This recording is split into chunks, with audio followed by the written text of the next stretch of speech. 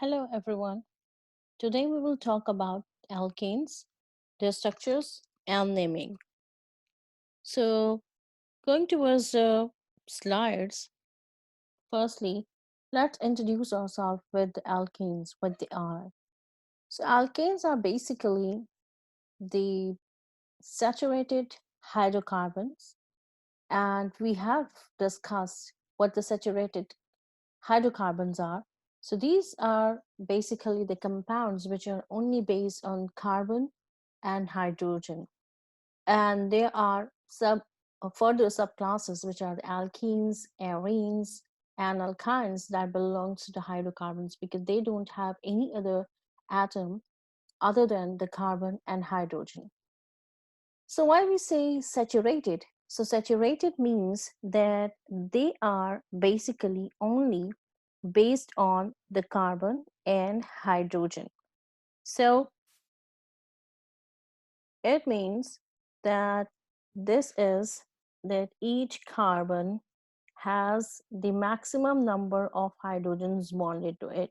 So the carbon is singly bonded and each carbon is occupied with the maximum number of hydrogen. So it means that each carbon is sp3 hybridized in it. The generic formula of this class from which we can estimate and we can calculate that what are the maximum number or what are the total number of hydrogen if we have given the number of carbon in it. So that is CnH2n plus 2. And this is also giving the ratio in which the hydrogens are present with for each carbon in the alkanes one. So here you can see that these are the examples. The one is the methane, and this is an example, an ethane. So I have drawn their open structures, their ball and stick models to make you able to understand that what its structure look like in the spatial rearrangement. So as I have stated that in alkanes, the carbon is sp3 hybridized. So it means the bond angle between two bonds are basically the 109.5 angstrom, and this is the tetrahedral in geometry. Now moving towards the next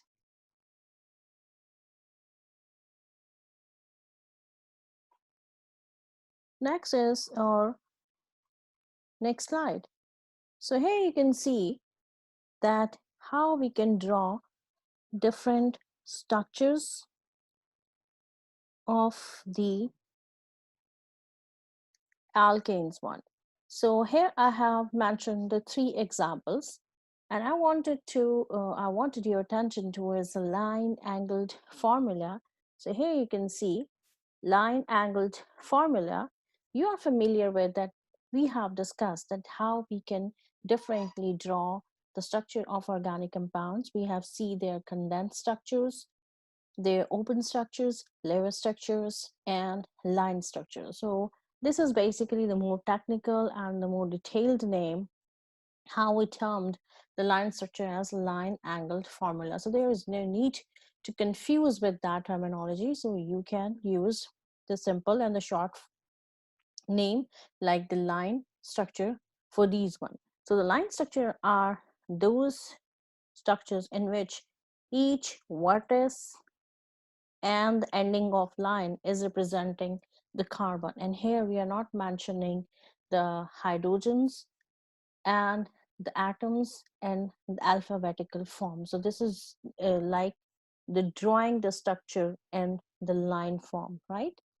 So here these are the propane, butane, and pentane.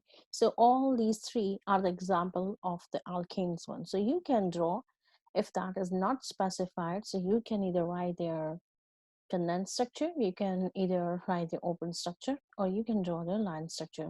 But I would suggest that you should go mastery in line structure because this is much convenient for the uh, larger structure drawing and wherever you are discussing the synthetic schemes. So this is um, uh, taking less space and if you are comfortable with that. So do practice with that one.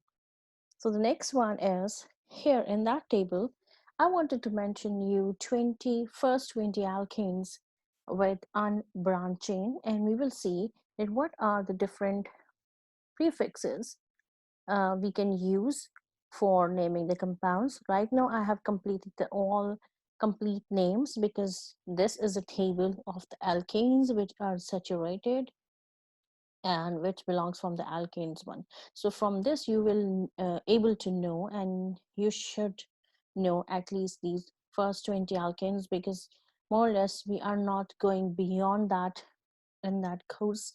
We are not going beyond the 20 carbon chain, and even mostly the most common one are up to the 10 carbon chains, which we usually discuss in this course. So the one carbon chain is called methane, ethane, propane, butane, pentane, hexane, heptane, octane, and the 10 carbon chain is called decane. So now we will take the decane terminology for the next chain length, which is starting up to the 10 carbon number. So this is the undecane. Un is for the 1 plus 10. This is for 11 1. Dodecane. Do is for 2 plus 10, and this is for the 12. Tridecane, tetradecane, pentadecane, hexadecane, heptadecane, octadecane, nonadecane, and ecosane. Ecosane is for the 20 carbon chain. So what is the idea behind this, that you should know that this is the name, how we will name these compounds. These are the molecular formulas in which we just give the information about the total number of carbon and hydrogen. We have discussed it in detail, that what are the molecular formulas. These are the condensed structure formulas in which you can you are not writing the full detailed open structure, but you are giving the information about the connectivity, and you can mention it in the condensed form. This is somehow this giving us the structure information. This is the molecular structure, but in a condensed form. So this is a thing, that molecular formula, if you just apply that equation which I have discussed with you in a previous slide, this is the CnH to N plus 2. So if you apply on all these for your practice, just put a paper on that and then you can solve it, that how many number of hydrogens should be for each number of carbons, and you can tally your answers, that either you have properly understood that this is a CnH2n plus 2, this is a ratio of hydrogen in case of the alkanes one. So now moving towards the IUPAC naming of alkanes. So in organic chemistry, this is very important to name that compounds so universally we can communicate and we know exactly what a person means with that specific structure. So that's why there are the certain rules which have listed, which is approved by the IUPAC. IUPAC is International Union of Pure and Applied Chemistry, and they have stated some rules how we can start the naming. So if we are following that rules, so we are giving the exact chemical and IUPAC name to that structures. And if you are writing that structure, or if you are giving that name, so another person who knew these rules and who is from the chemistry, so they will understand this. Or either if you wanted to search on a Google, so you will get the exact result of that structure. So one by one, we will go through these rules and we will see that how we are applying these for the naming of these compounds. So in naming of the compounds, when we were discussing about the functional groups, we have seen that each functional group, uh, they have categorized, classified under certain organic compound classes. And because of the functional group, they have the organic compounds have classified under different classes. So the first thing is the suffix. I have told you once that the name of organic compounds has a three part. One is a prefix, second is a parent, and the third one is a suffix. The prefix is giving you the idea about the position and the substitution. The parent is basically giving you the information about the chain length, and the suffix is giving you the idea from which organic compound class this specific molecule belongs. So the first thing is, for the alkanes, we should know what the suffix we will use for naming the alkanes one. So for alkane, the suffix we will use is ane, ane. So everything which is ending at ane means this belongs to the alkane class. The second thing is the the second point is this, that we have to select the longest chain. Longest chain means what is in a continuous longest chain, the maximum number of carbon chain in a continuous manner. So usually student uh, uh, did that mistake in papers or in questions when we ask them. So they usually combine all a number of carbons, and they name these according to that as a parent chain. So that is incorrect. So you have to select the continuous longest chain. It means that if you just look at this compound, 1, 2, 3, so there are the 3 carbons, and there is the 1 carbon chain which is a methyl group is attached as a branch. So if you will write about it, this is the butane, that is incorrect, because but is used for the 4-member 4-carbon chain length. So now the longest chain, in either way, if you are selecting and if you just focus on this line structure, the way we can select the longest chain in that particular example is almost the same one. So either from any side you can take that one. So this is the longest because there is no break. This is the longest and this is the longest. But there is no continuity and no constant link between that method. So it means the longest chain is this one. So this is the 3-carbon chain. So for 3, we will use the prop as a parent chain. ane is for alkanes. And now just forget about this 2-methyl right now. We'll talk about this. So now we see that this methyl group is attached somewhere on that longest chain. Now the position of methyl is at 2 carbon, at the 2nd carbon, right? So this is important whenever I'm naming that compound. So I should know that how could I give that one. So how I have to name that one. So for this, I will go for this, like this is the, sorry. So this is the methyl.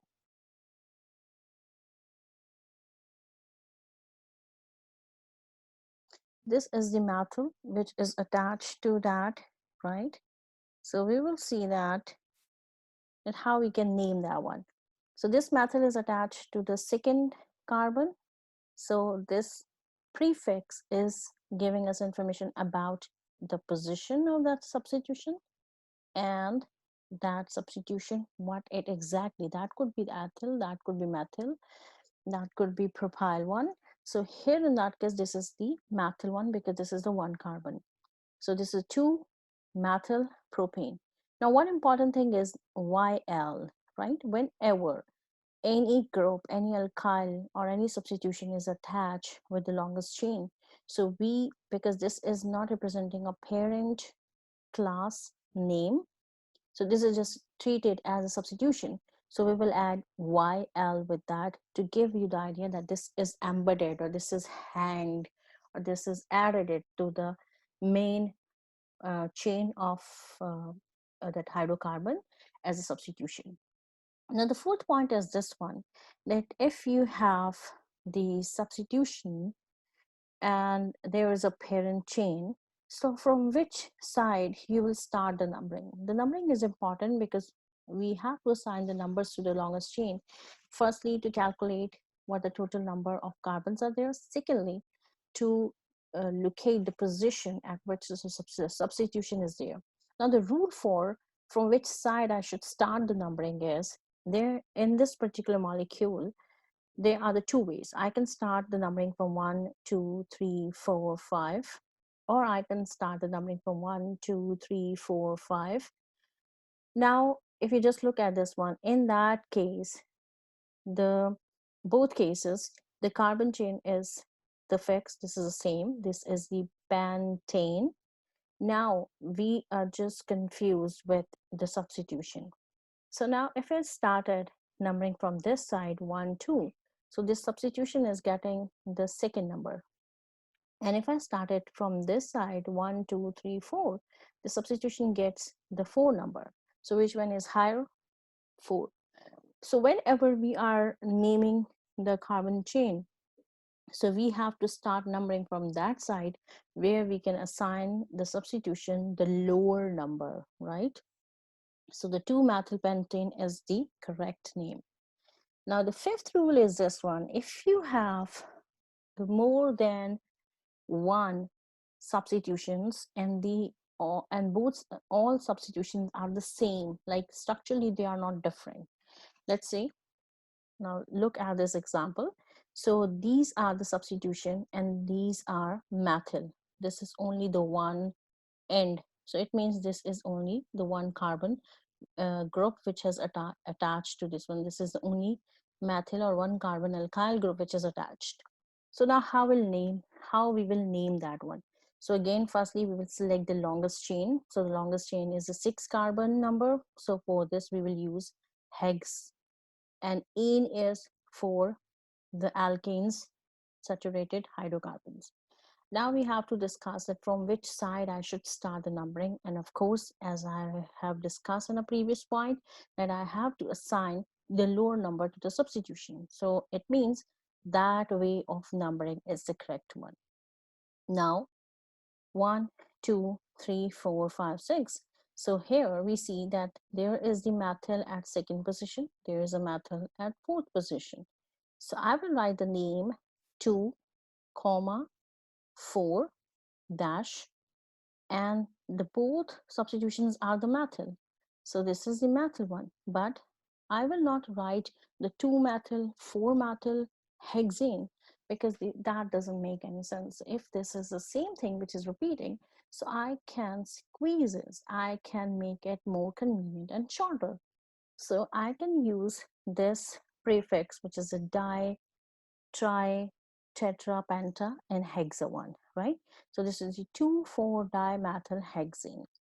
Now the sixth point is this one. If we have what? If we have the substitutions which are the different one. In that case, we have the substitutions and both were methyl. But what if we have the one methyl, another one is the ethyl one? So this is the ethyl because this is the 1, 2 carbon chain. This is only the one carbon, right? So here we'll start numbering to the longest chain from that side, where we will firstly give the lower number to the substitution, right? So in particular case, the both positions are almost equivalent one. So 3, 5 and 3, 5. Now the question is from which side I should start numbering. Now for the different substitution cases, we will go for the alphabetical order. Means ethyl and methyl are the substitutions. So E stands first, and it uh, is on the priority, then the M in alphabetical order. So I will start numbering from that side where the high priority or alphabetically at the first position, that substitution is getting the lower number, right? So alphabetically, priority group should get the lower position in numeral values. So here I will start the 3-ethyl. I will start with the 3-ethyl, and this is the 3-ethyl and 5-methylheptane.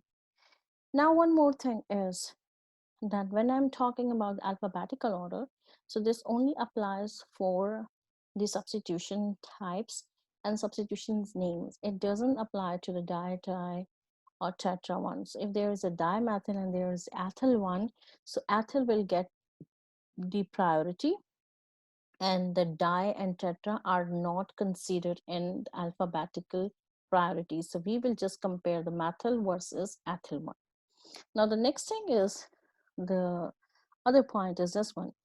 Where there are two or more parent chains of identical length, choose the parent chains with the greater number of substitutions. So this is an interesting point, that in this case, if you just look at this one, so there is a 6 carbon chain length, and if I go for select this longest chain, again this is the 6 carbon chain length, so from which I should consider as the longest chain. So if I go for this one, it will have the 1 and 2 substitutions. Rather, in that case, the substitution is only one, which is the isopropyl one, right? So I have to go for this preference. So I will select the longest chain with the greater number of substituents. Now, this is a table which is to make naming convenient for you, that if you remember these abbreviations for the different substitutions, so that your job is easy. Your job is easy how for naming the compounds. So obviously the 1 carbon is the methyl, 2 carbon chain is ethyl, and the propyl is for the 3 carbon chain. And if there is a branch structure of the propyl one, so you will write isopropyl. Now the butyl is a straight chain, and isobutyl is a branched one. Now more specifically, if you are looking at this one and you want to specify your reader or a person, that they should know the complete idea at what that isobutyl structure is, and this is the secondary butyl, and we know what the difference between the primary, secondary, and tertiary one. So this is the part of longest chain, right? And we know that this carbon is now directly attached from these two sides, right? So this is the secondary butyl, while this is the carbon with which the chain is repeating, and this is the carbon where these are the two branches. So this is the primary, and in that case this carbon which is attached to the longest chain is the secondary one. So if you want to specify, you can use the secondary butyl as well. So here one more thing you have to notice is that you can either use this complete word, or either you can use these two alphabet abbreviation. So usually this is the more commonly used style for naming, because it is not sure that what two letter abbreviation you should use. So they are again the tertiary butyl when the carbon is surrounded by the 3 methyl groups. Now the neopentyl is one of the kind where there's a central carbon which is directly attached with the 4 methyl groups.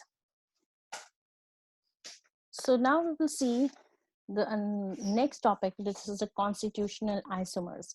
So isomers are which have the same molecular formula, but they are different in some way, in a spatial rearrangement, in the conformations, or in the connectivity. So they are the different kinds of isomers. So now in case of alkanes, we are just only talking about the constitutional isomers. So constitutional isomers are the compounds that have the same molecular formula but different structural formula. So different structural formula means that the kind of bonds they have, that could be single, double, or triple, and or in the connectivity of their atoms. So single, double, or triple, this condition is not applying on the alkanes one.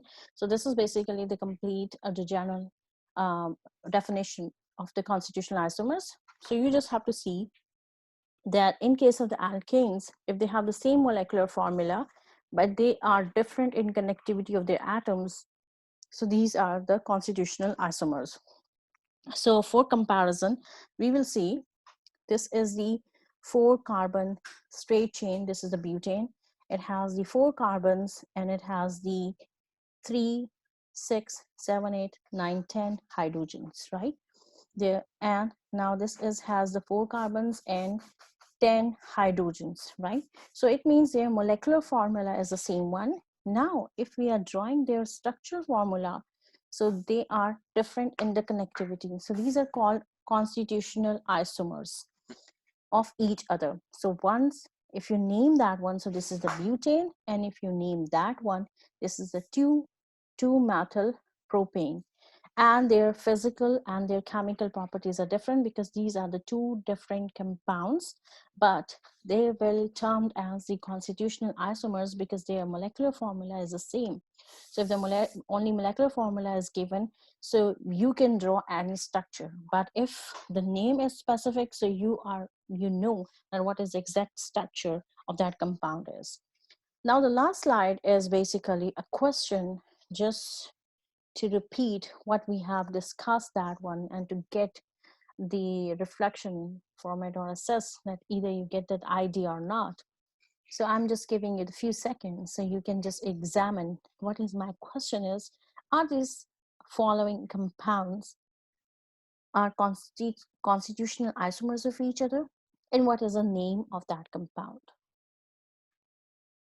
So if you just look at these both compounds, so one is drawn in a straight form and one is somehow distorted form. But if we name these 2 compounds through the IUPAC rules, so this is simply the hexane or N-hexane, and is just for the normal or the straight chain, right? So there is no branches. So these are the same compounds. These are not constitutional isomers. But if I do this, that I just remove one alkyl or methyl group from here, and I just put it here or here.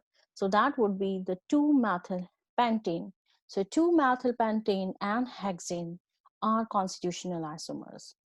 So that was for today, and do practice that one. And soon I will share the assessment sheet on the FCC module so you can submit your assignment there. Thank you.